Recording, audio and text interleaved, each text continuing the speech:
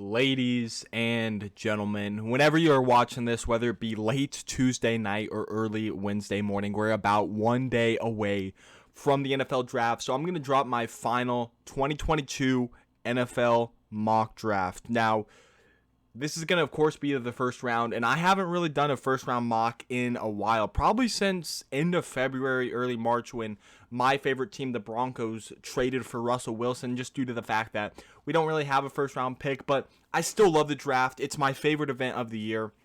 And, I am a Broncos fan, and I've been mostly focusing on that. I do want to still I did want to do one final mock draft because I'll be streaming the event. I still do research, and I still watch these prospects, and, that's just how it is. Now, I haven't done a first-round mock, so I know I'm going to get called an idiot and just get hated on by a ton of teams because it just happens. Not everyone's going to like their pick. Not everyone's going to like what I do. This is kind of a semi of what would I do combined with what I think will happen. It's a mixture of those two mock drafts. And yeah, I know I'm going to wake up to people not liking their picks, but hey, that's just how it's going to go. That's just how it's going to go. That's what happens when you make videos, especially mock drafts. If you don't pick exactly who that team wants, then they're just going to call you an idiot. But hey, it's like that. It's fine. It's sports. If you disagree, try and do so respectfully. But yeah, I'm excited for the draft. I'll be streaming all 3 days here on YouTube. My Broncos, we don't have a first round pick. We're not picking until the very last pick of the second round, but hey, it's going to still be fun, chill, hang out, talk about the draft. And as always, I want to remind you that Jesus is king. I pray that you give your life to him. He's got a plan and a purpose for you. And I just truly hope that you give your life to Jesus. Believe with your whole heart that he died on the cross for your sins. And if you truly believe that, then you'll go to heaven. And of course, that's up to you to believe, and I hope you do. But it's very important to me as a Christian to get that message out there and spread it to as many people as possible. And yeah, it's just my message. I love to share it, and I'm not ever going to change. So if you want me to stop, too bad. I will never stop sharing the gospel. And with that being said, let's jump into the mock. But first, we actually have some breaking news. Alrighty, before we actually get into this mock draft, I just want to say that if my explanations and whatnot seem fairly lazy on the prospects, it's because I'm trying to move this along to make this a fairly short video and not have it run on. And, I'm also fairly tired. I filmed this very late at night. So, if I am just not talking about the prospect a lot and just kind of being lazy with it, that is why. I'm not trying to make an excuse. It is very late, though.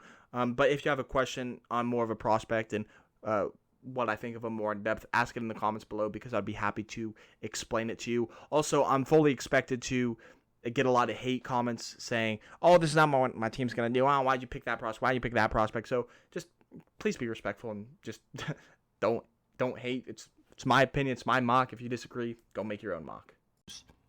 My favorite team is re-signing Melvin Gordon.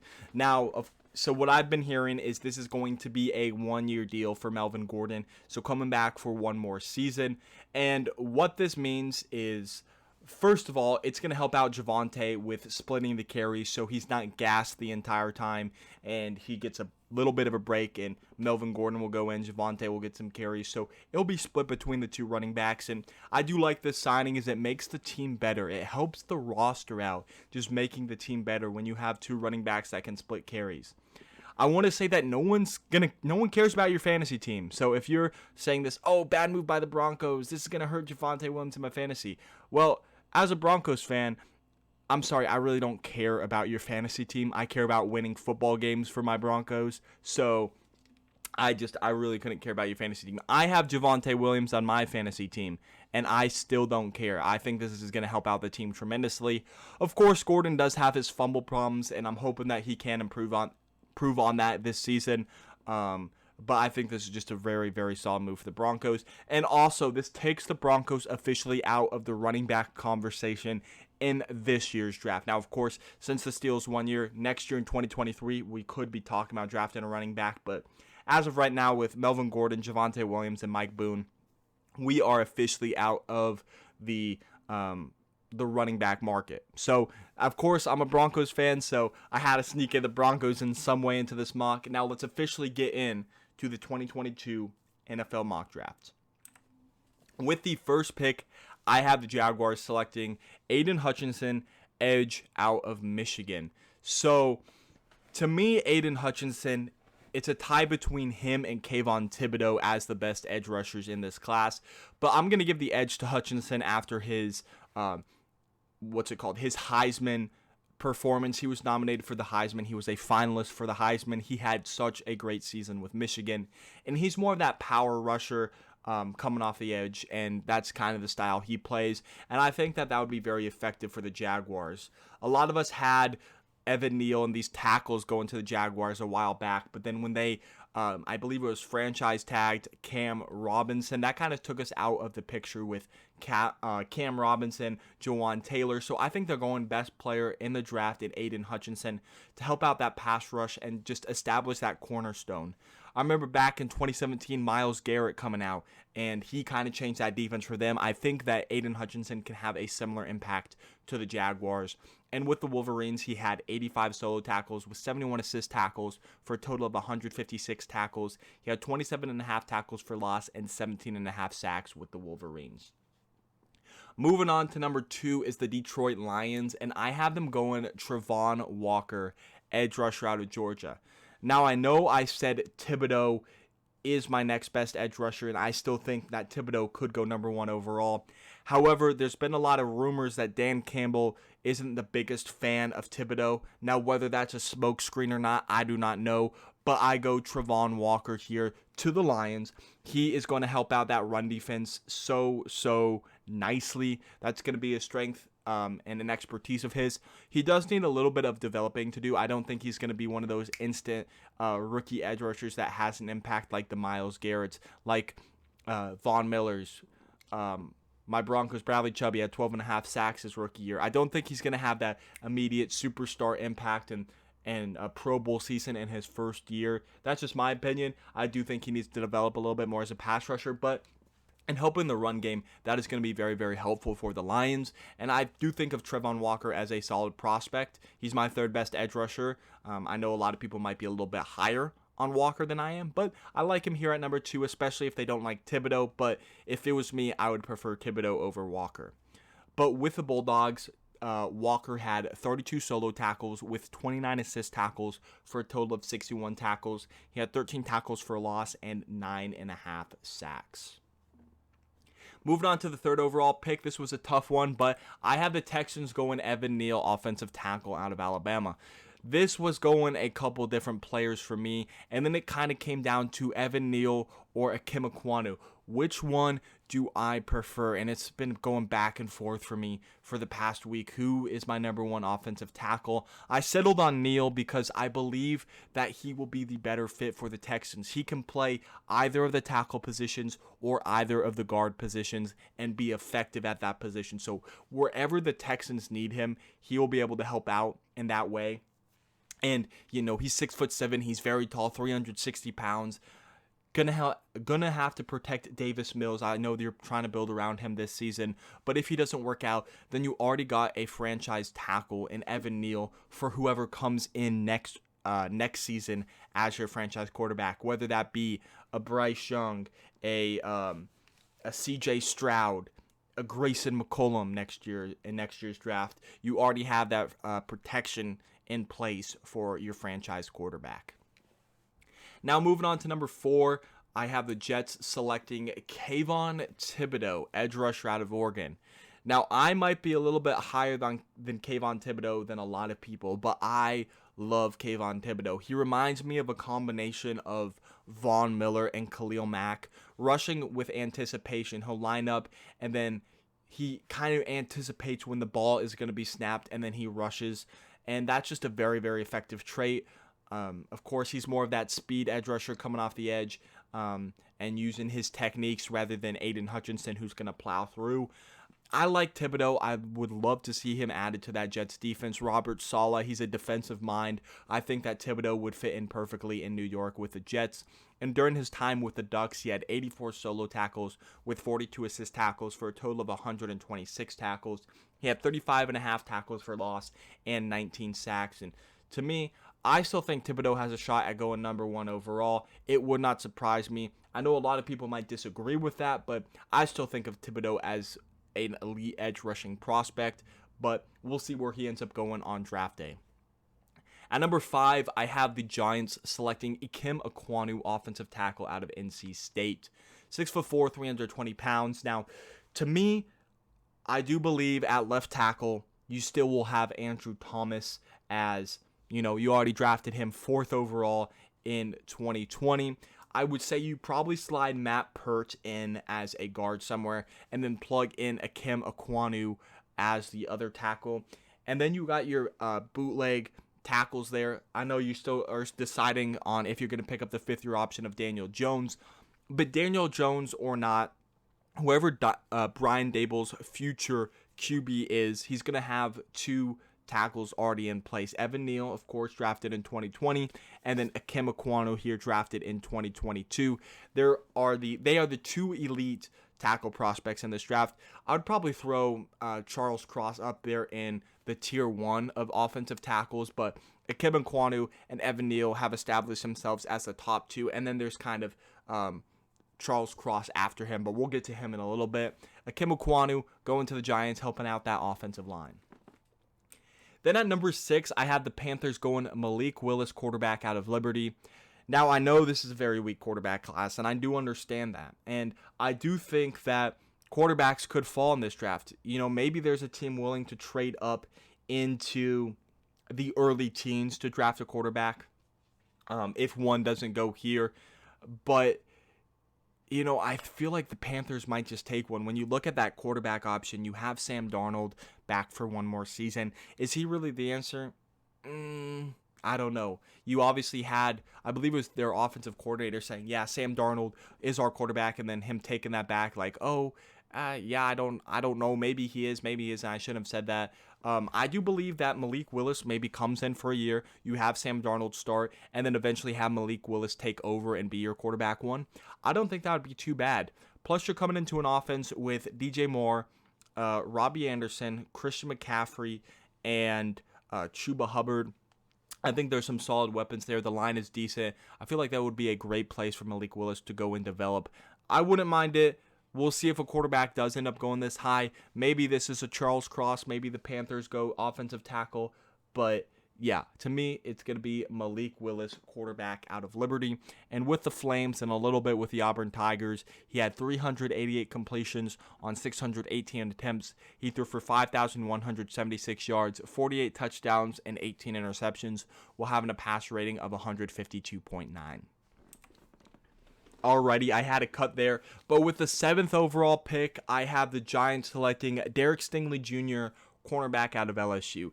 Now, before you get mad at me and yell at me in the comments, let me explain this pick, okay? Derek Stingley, to me, is still my top cornerback in this year's draft. And I know a lot of people are high on Sauce Gardner, and I get it. He's a good cornerback. He's a great cornerback prospect even. But to me, Stingley would still be the number 1 cornerback prospect if he didn't get hurt these past 2 seasons. And, he didn't rush back because the LSU team wasn't great. And why risk an injury for a team that's not really going to compete?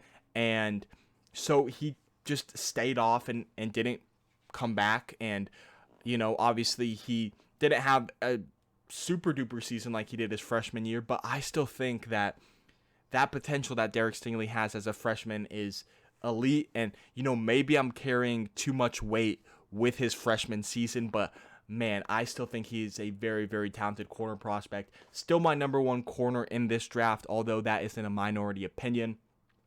But with the LSU Tigers, Stingley had 56 solo tackles with 17 assist tackles for a total of 73 tackles with 20 passes defended and 6 interceptions. All 6 of those interceptions came in his freshman season, but like I said, he got injured the past 2 seasons, didn't want to rush back with a struggling LSU team. Yeah, I think Stingley has great instincts. His ability to flip the hips and run with his receiver is elite. He's able to track the ball, bat it down out of midair, go for the interception. I love Stingley. I think he's still my best cornerback prospect, and that may be many people may disagree. That's fine. If you want to plug in Sauce Gardner here, you can plug in Sauce Gardner here.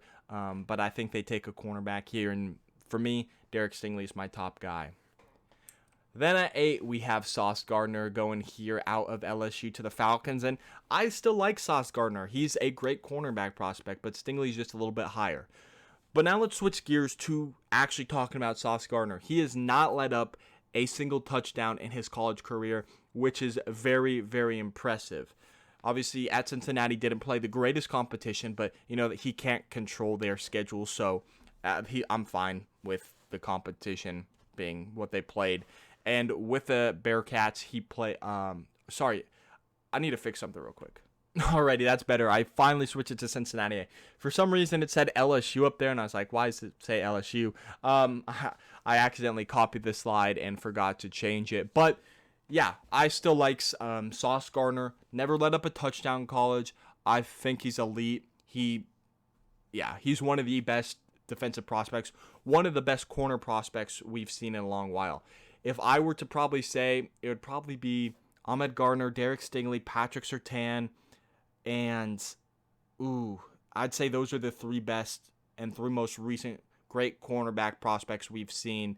No offense to Caleb Farley, J.C. Horn, or Jeff Okudah, but in my opinion, those are the top 3. Sauce Gardner looks to be amazing and just bolster that Falcons secondary with Ahmad Gardner and A.J. Terrell. Man, that would be hard to throw against. And with the Bearcats, Sauce Gardner had 68 solo tackles with 31 assist tackles for a total of 99 tackles. He had 16 passes defended and 9 interceptions. Now at number 9, I have the Seahawks with my Broncos pick after trading it to them for Russell Wilson. I have them selecting Charles Cross, offensive tackle out of Mississippi State. There were a couple directions that the Seahawks could have went here.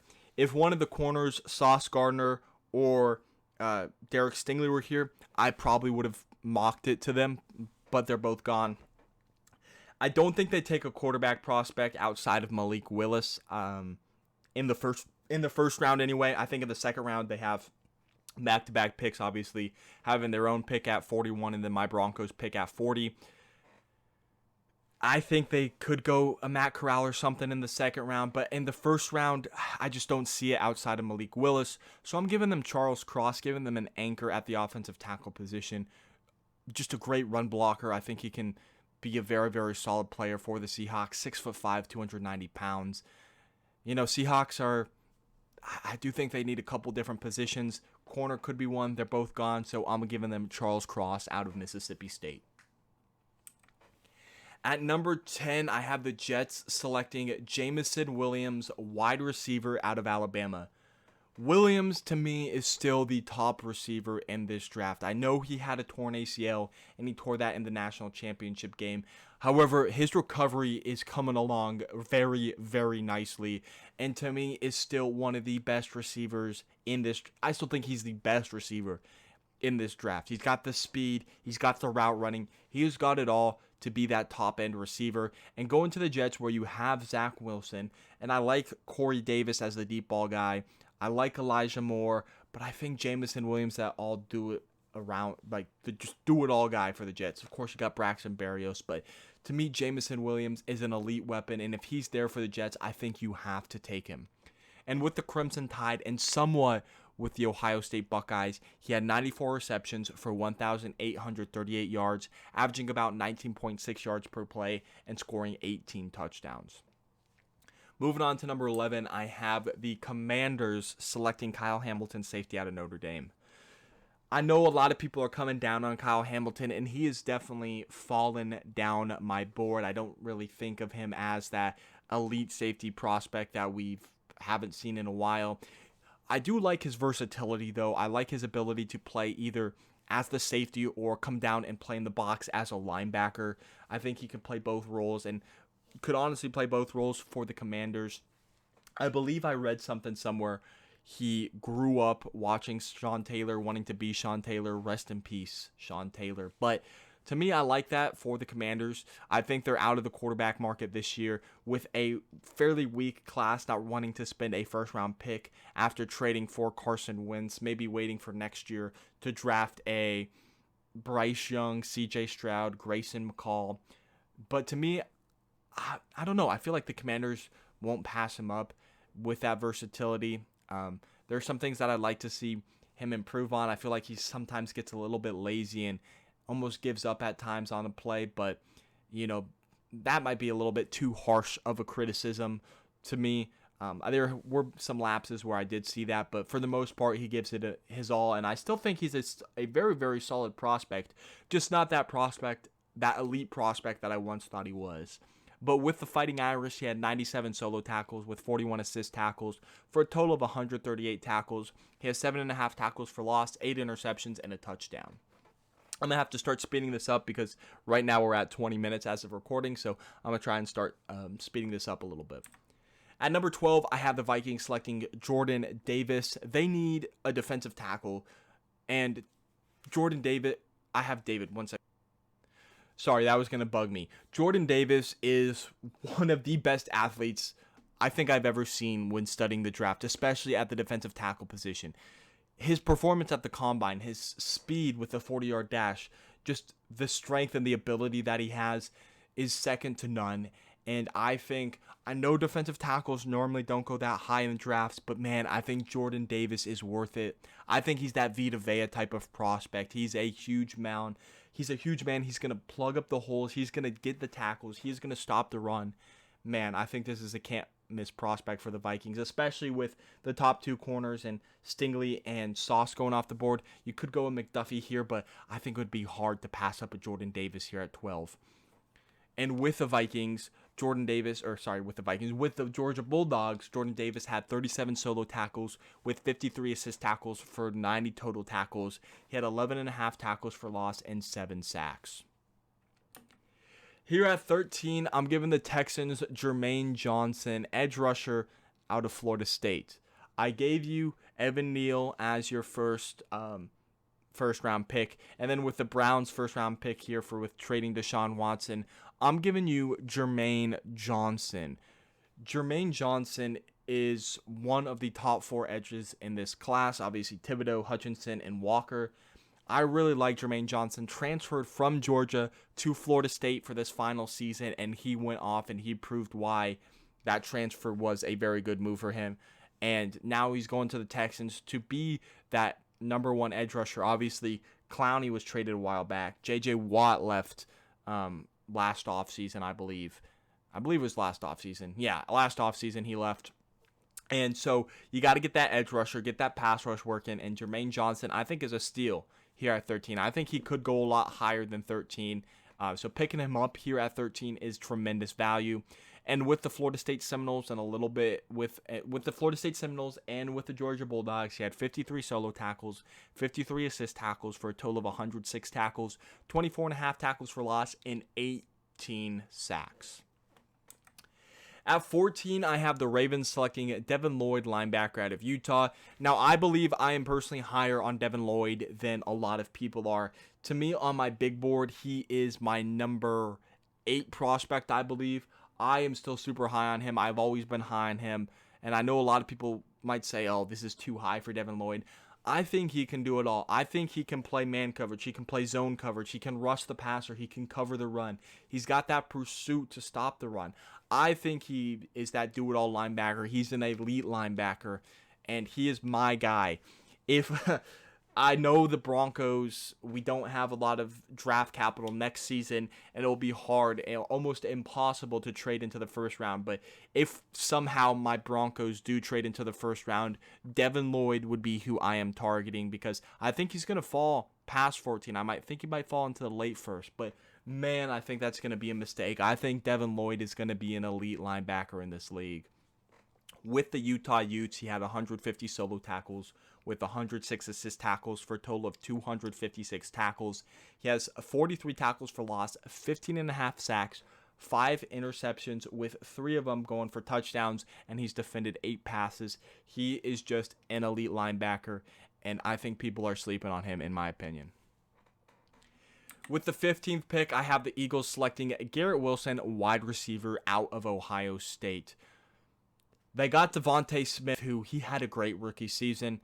Now get him a number 2 receiver with Garrett Wilson here. Maybe you go and get a taller guy in Drake London. And, I wouldn't mind if they went and got Drake London, but Garrett Wilson is that playmaker. Giving him another playmaker giving Jalen Hurts another playmaker alongside Devonte Smith can't hurt. You got Jalen Reagor, you got a couple other guys, but Garrett Wilson and Devonte Smith would instantly be, in my opinion, a top 10 wide receiver duo. That would be scary. Wilson, a tremendous playmaker. He's able to track the ball so well, go up, tracks the ball, goes up, high points the ball, gets a catch. Just a very, very explosive receiver. And with the Buckeyes, he had 143 receptions for 2,213 yards, averaging about 15.5 yards per play and scoring 23 touchdowns.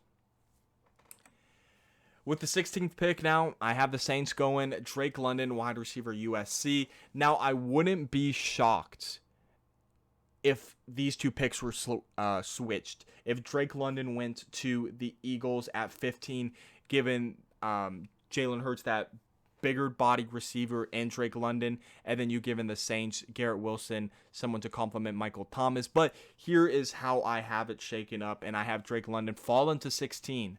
Now, I know a lot of people are higher on Drake London, and a lot of people think he won't make it this far. I'm not super high on Drake London like a lot of people, but I still think he's a very, very solid receiver. You look at a couple of the USC receivers coming out in these past few years, Michael Pittman. I think Drake London is the best receiver to come out of USC in recent memory, and he's going to be a stud wherever he goes. He has 160 receptions for 2,153 yards, averaging about 13.5 yards per play and scoring 15 touchdowns with the Trojans.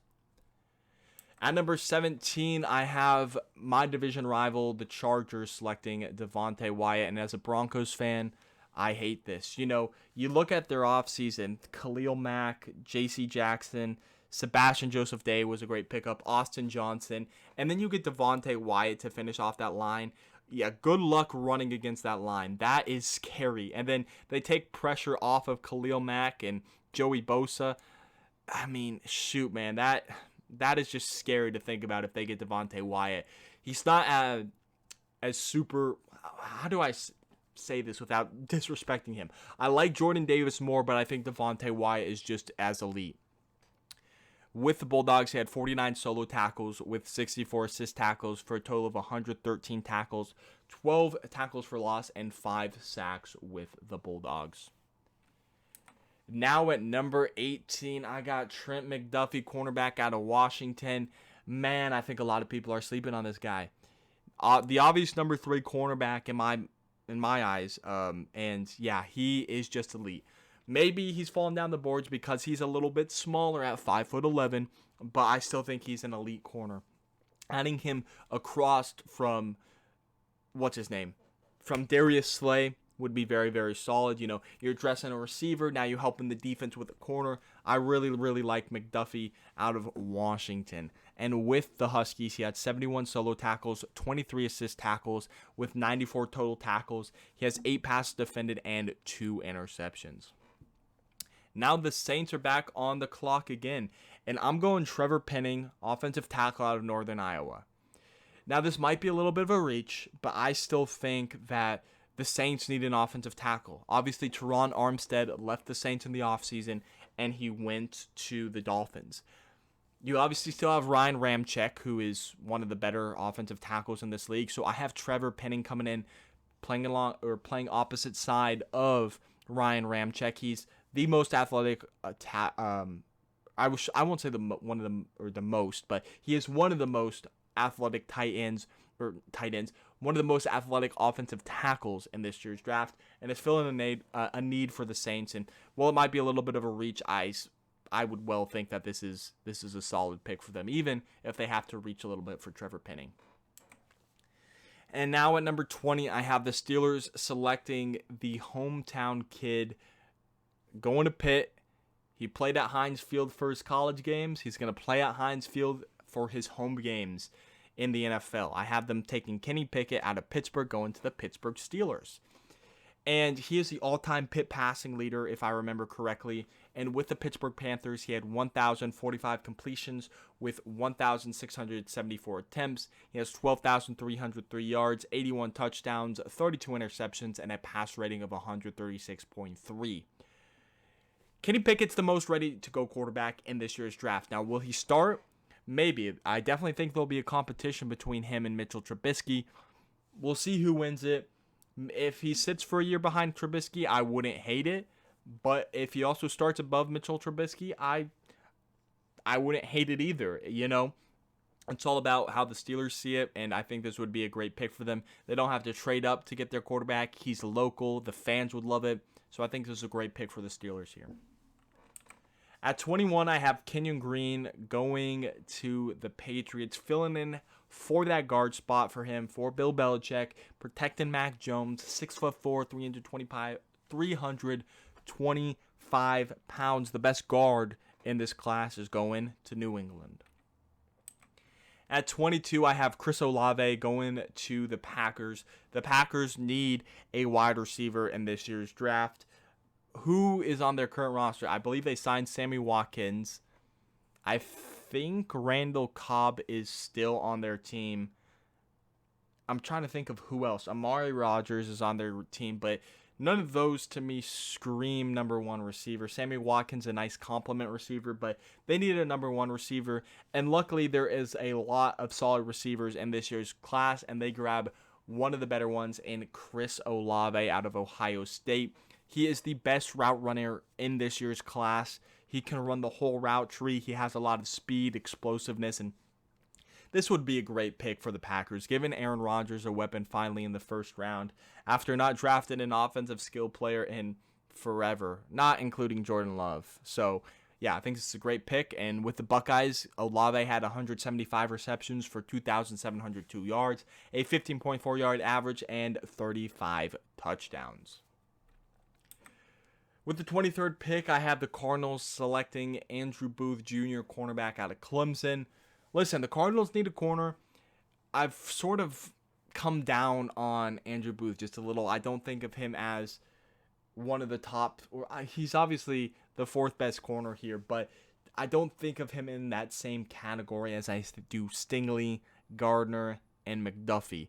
But I still think he's a first-round pick. And the Cardinals are getting a solid player with 51 solo tackles, 17 assist tackles, a total of 68 tackles, 9 passes defended, and 5 interceptions with the Clemson Tigers.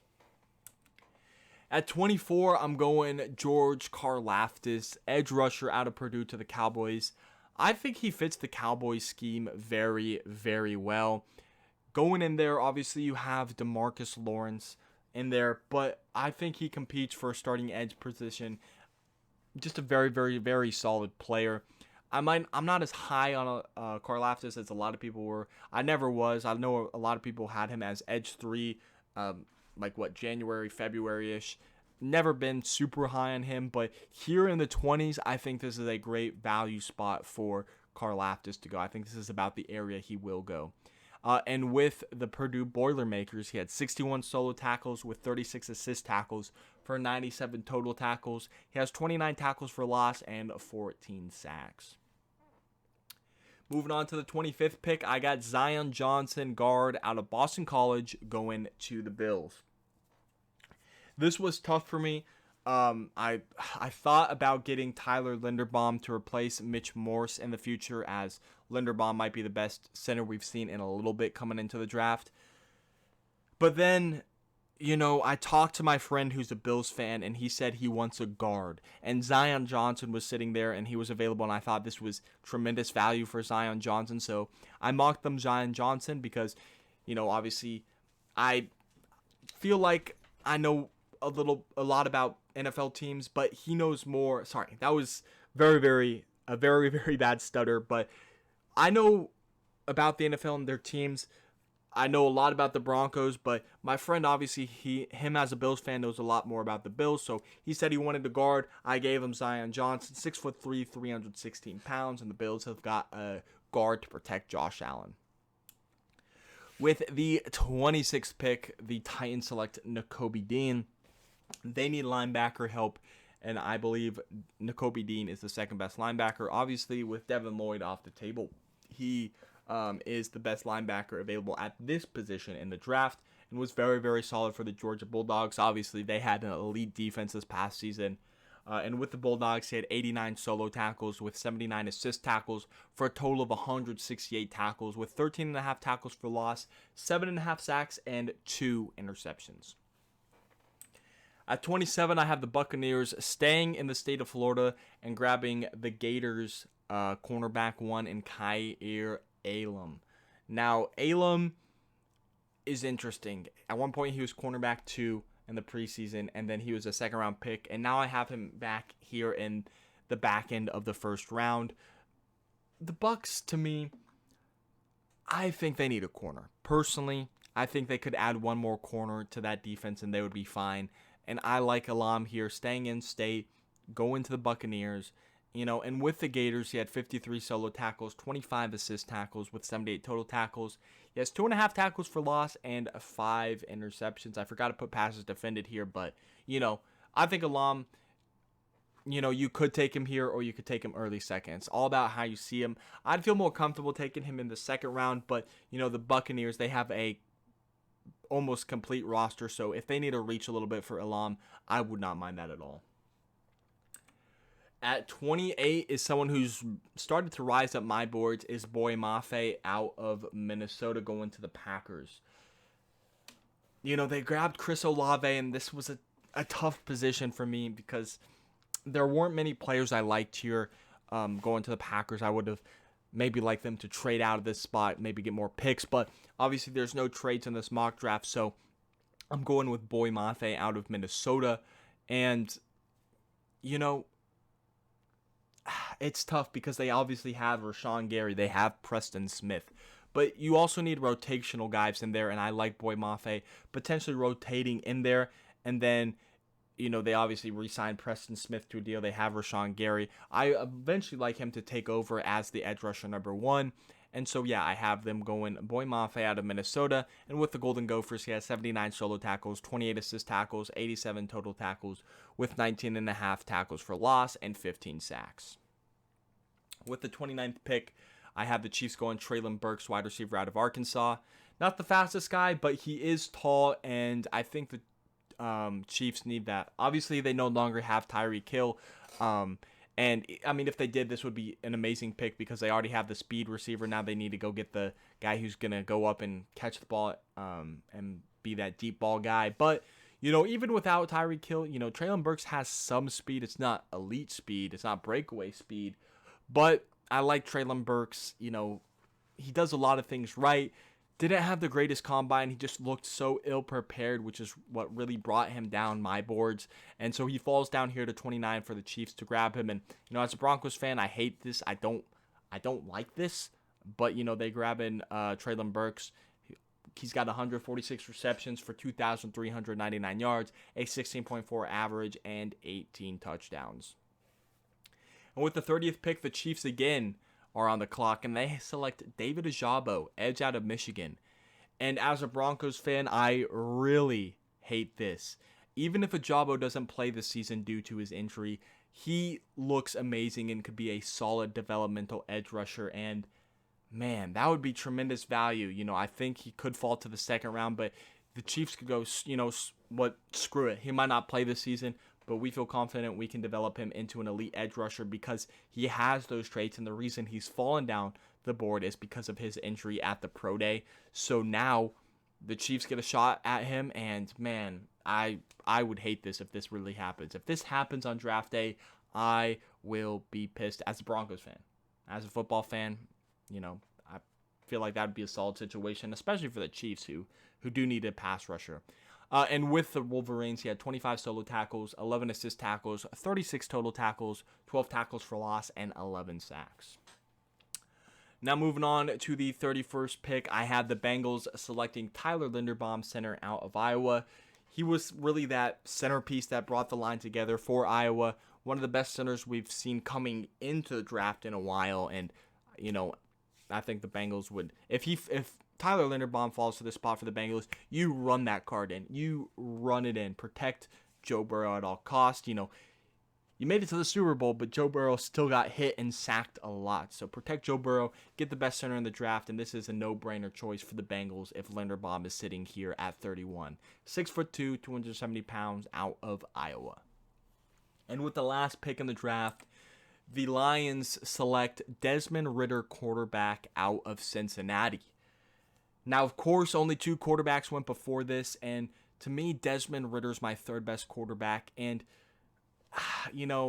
as much as I like Sam Howell, I don't think any other quarterback except for Desmond Ridder should go in the first round. I think these are the 3 quarterbacks that will go in the first round.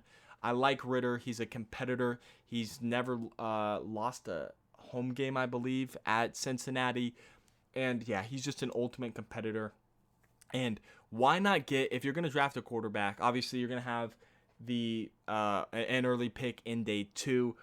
And if you're going to go quarterback at that position, because the Jaguars aren't going to take one with Trevor Lawrence, if you are going to grab a quarterback with your first pick in the second round, why not just grab him here? Because if he pans out and if he starts to look like that franchise quarterback, why not have that 5th-year option to just pick up? Why not just have that? Because, obviously first-round picks, they get that 5th-year option. So if you're going to take him at quarterback in the second round, just take him here at the first, get that 5th-year option, and then go after another position in the second round, unless you think the Jaguars are going to steal that guy because they have the number 1 pick. But I still think that you should if you go for a quarterback, get the 5th-year option, and it will be beneficial. And with the Bearcats, Desmond Ridder had 810 completions with 1,304 attempts. He threw for 10,239 yards, 87 touchdowns. He had 28 interceptions and a pass rating of 145.8. Well, thank you so much for watching my final mock draft of this season. It's been a crazy ride. It's been crazy fun getting to know these prospects this year.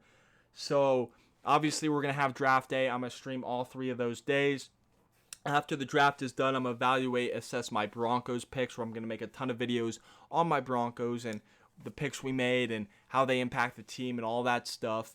Gonna relax a little bit. And then after a little bit of time, I'd say a couple days, I will do my way too early mock draft for the 2023 NFL draft after the draft sometime.